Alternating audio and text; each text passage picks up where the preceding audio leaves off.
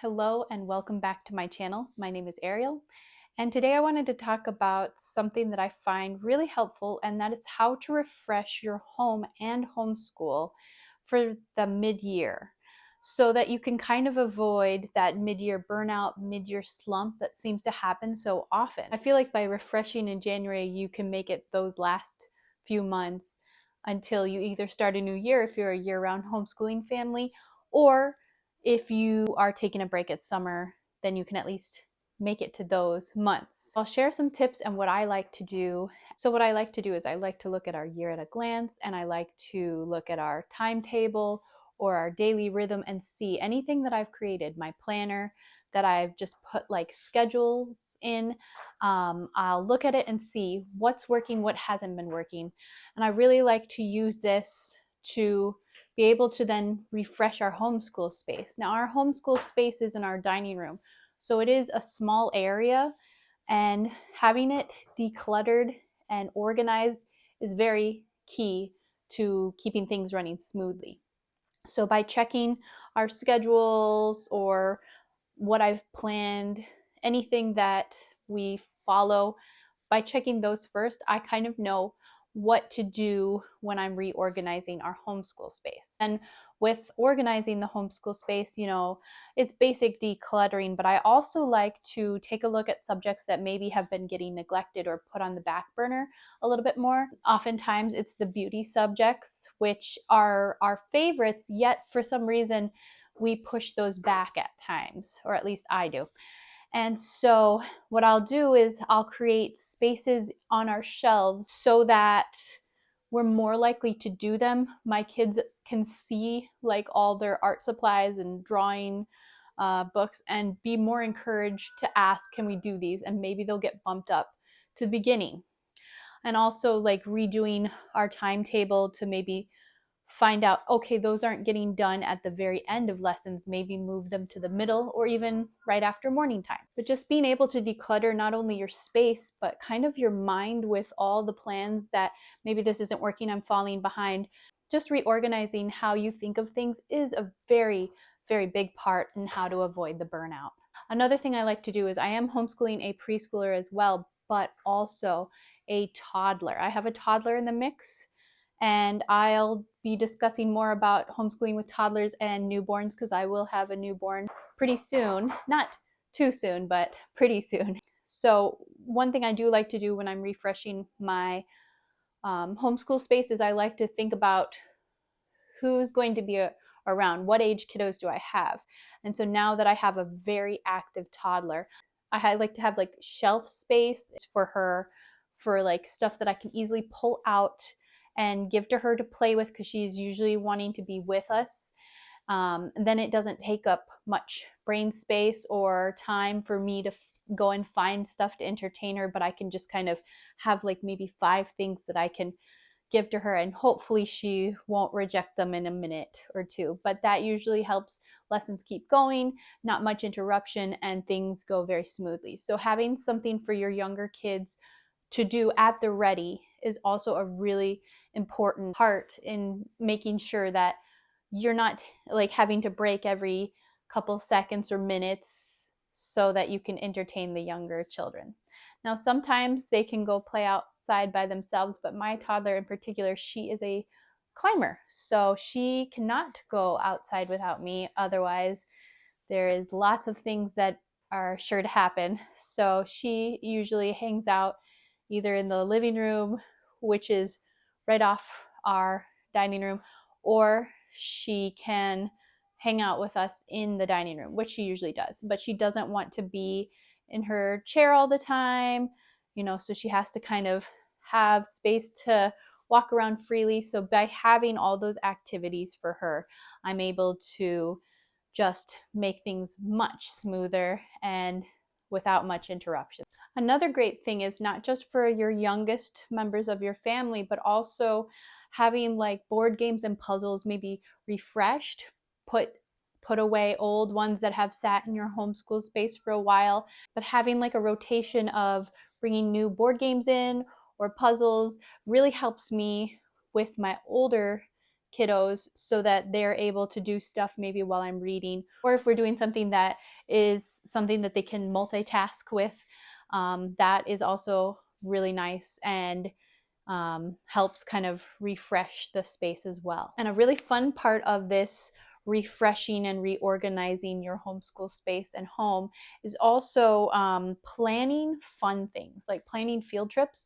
I'll often check our favorite field trip places, and I'll check their events pages and see if they have anything going on, and I'll make sure to put those into our schedule.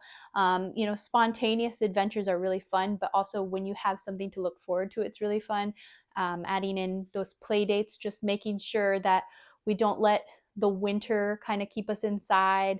It can often if we don't make an effort. So we might not be hiking as much depending on how deep the snow is. Right now there's no snow, but it does get pretty deep, and so we might not be doing much with our nature group or hiking, but maybe we'll break off into like a smaller nature group with just like one or two other friends. And then we also like to meet up at playgrounds. I feel that's a little bit more doable, and the kids are more willing than to go on a hike. So just having like fun things planned, field trips, even indoor field trips are really great too for winter. So having those things planned and just on the schedule is a great refresh and motivation, not only for the kids, but for moms too, because I really look forward to seeing all my homeschool mom friends. So you've gone over your plans and you've gone over your space and you've kind of decluttered, reorganized, but then having that balance of being a mom as well as a home educator, you want to refresh your home. At least I always like to refresh my home. I do follow the Fly Lady cleaning method, where it's zone cleaning and it's like 15 minutes of deep cleaning a day, so it's not too much to commit to on top of, things that you do regularly. So it's not too much extra. And I like staying in the zones and just getting that done, and it doesn't have to be all or nothing. You do a little bit, and maybe whatever you didn't get to next time will be the first thing you get to next time you're in that zone. I do like to deep clean even more on break weeks, but if I'm not on a break, I'll just stick to that. But I think another big thing that helps me balance out being a mom as well as a home educator is meal planning. And I'm not saying like big time meal planning, but more like what are easy meals that I can plan that will make our homeschool lesson time go smoother.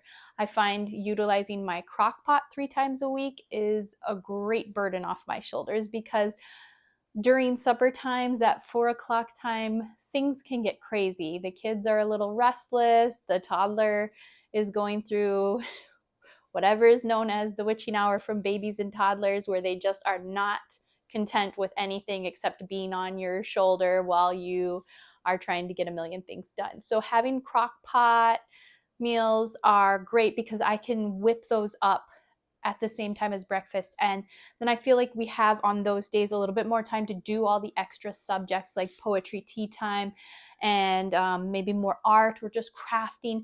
So it doesn't feel so heavily weighted, and I'm not trying to monitor that people aren't eating crafts or getting them everywhere, as well as trying to make supper and the supper is burning. So I find making things easier for me is a huge part.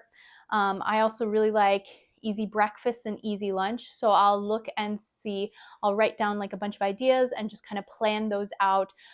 Anything that I can make the night before for breakfast that I can just pop into the oven the morning of and it bakes for like 10 minutes or it just reheats for 10 minutes is so great, because then we can kind of start working on our morning chores when we wake up and then have those done, because we like to start our lessons after breakfast, after our morning chores. I am not really great at doing anything while I'm eating breakfast. I know lots of moms utilize the time to do Bible time or morning time during the breakfast hour, but I'm eating, so I usually like to getting ready for the day, our morning chores done and breakfast, and then jump into lessons. So being able to have quick breakfast, like I make big batches of pancakes or waffles and I'll freeze them.